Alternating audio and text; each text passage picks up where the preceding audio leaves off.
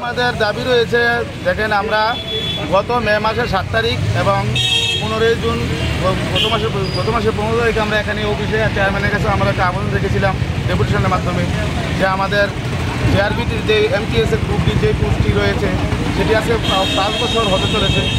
Group city already তারা merit list প্রকাশিত হয়েছে এবং তারা চাকরি অফার লেটার পেয়ে জয়েনিং হয়ে গেছে, কিন্তু আমাদের যে গ্রুপ ডি সেটি এখনও জড়িয়ে রয়েছে। আমাদের দাবি, আমরা তো 2বার ডেপুটেশন প্রদান করেছি, এই মাসের মধ্যে যাতে আমাদের যে মেরিট লিস্ট সেটা যাতে পাবলিশ করা হয় সরকারের কাছে। আমাদের সকলের দাবি, যদি আজকের মধ্যে রেজাল্ট প্রদান না করা হয়, প্রকাশিত না করা হয়, তো তারা এখানে ধর্নায় বসবে। এটাই আমাদের সরকারের ইলেকশনের অনেক দরকার হয়েছে। কতদিন হয়েছে এটা? প্রায় 2020-তে চলে শুধু হয়েছিল প্রসেসিং, প্রায় 5 বছরের হয়ে গেছে। এটা টোটাল কতজন রয়েছেন আপনারা যারা?